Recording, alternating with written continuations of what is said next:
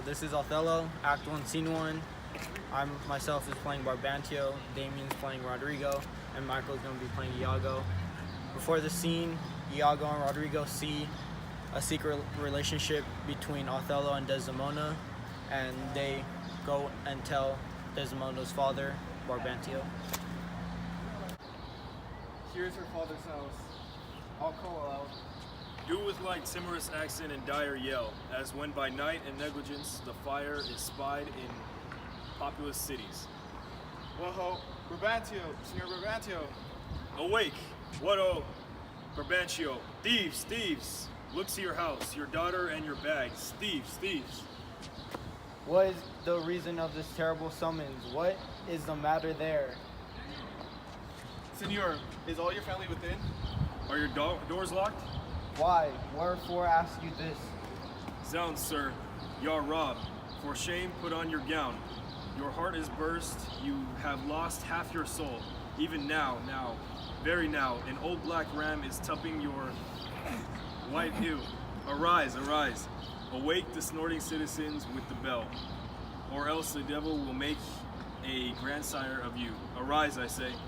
What have you lost your wits? Most Reverend Senor, do you know my voice? Not I. What are you? My name is Rodrigo. No worser welcome. I have charged thee not to haunt about my doors. In honest plainness thou hast heard me say, my daughter is not for thee. And now in madness, being full of supper, and this stamp ring droughts upon malicious knavery, doubt thou come to start my quiet. Sir. But thou must needs be sure, my spirits and my place have in their power to make this bitter to thee. Patience, good sir. What tellest thou me of robbing? This is Venice. My house is not a grange. Most grave, Brabantio. In simple and pure soul I come to you. Zounds, sir, you are one of those that will not serve God if the devil bid you. Because we come to do you service and you think we are ruffians. You'll have your daughter covered with a Barbary horse. You'll have your nephews neigh to you. You'll have coursers for cousins and genets for Germans. What profound wretch art thou? I am one, sir, that comes to tell you your daughter and the Moor are making the beast with two backs. Thou art a villain. You are a senator. This thou shalt answer. I know thee, Rodrigo.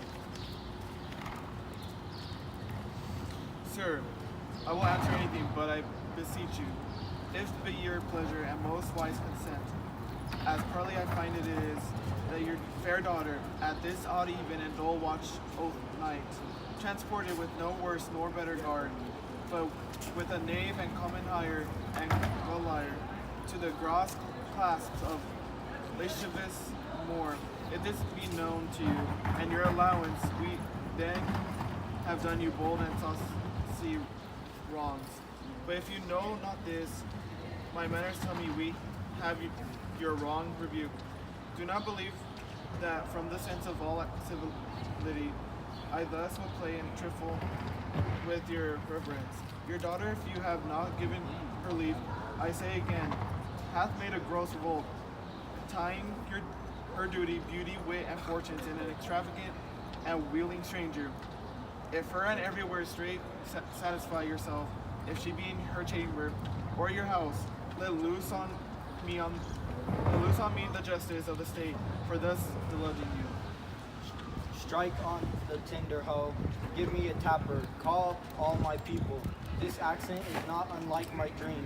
Belief of it oppresses me already. Light, I say, light. Farewell, for I must leave you.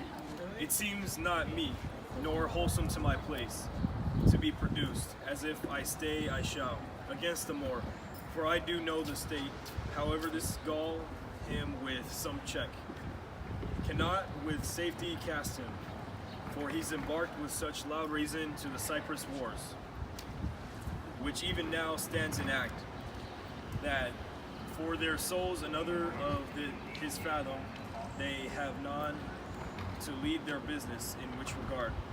Though I do hate him as I do hell pains, Yet, for necessity of present life, I must show out a flag and sign of love, which is needed but sign, that you shall surely find him. Lead to the Sagittary, the raised search, and there will I be with him. So farewell. It is too true and evil, gone she is, and what's to come of my depressed time is not for bitterness now, Rodrigo. Where didst thou see her, O unhappy girl? With the Moor, shalt thou, who would be a father? How didst thou know 'twas she? Oh, she deceives me, past thought. What said she to you? Get more tappers. Raise all my kindred. Are they married, think you? Truly, I think they are. O heavens, how got she out? A treason of blood. Fathers, from hence trust not your daughter's mind. By what you see them act is there not charmed, by which the property of youth and maidhood may be abused. Have you not read, Rodrigo, of some such thing? Yes, sir, I have indeed.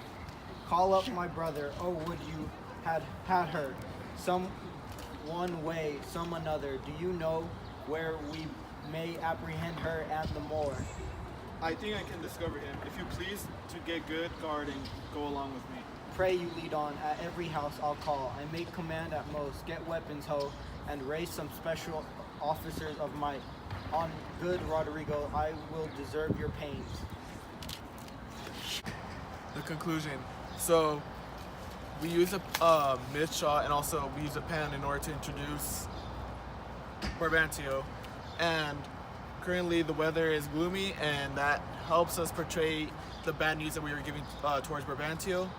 And we've both Rodrigo and also Iago had more of a demanding voice and somewhat of a sorrowful and like feeling bad tone towards Brabantio in order to explain how his daughter is actually with Othello.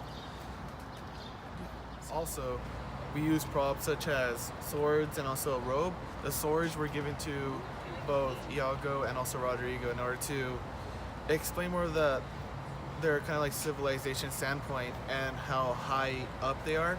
And the robe was given to Brabantio, which is Desmond's father, to show like the royalty that he has upon everybody else.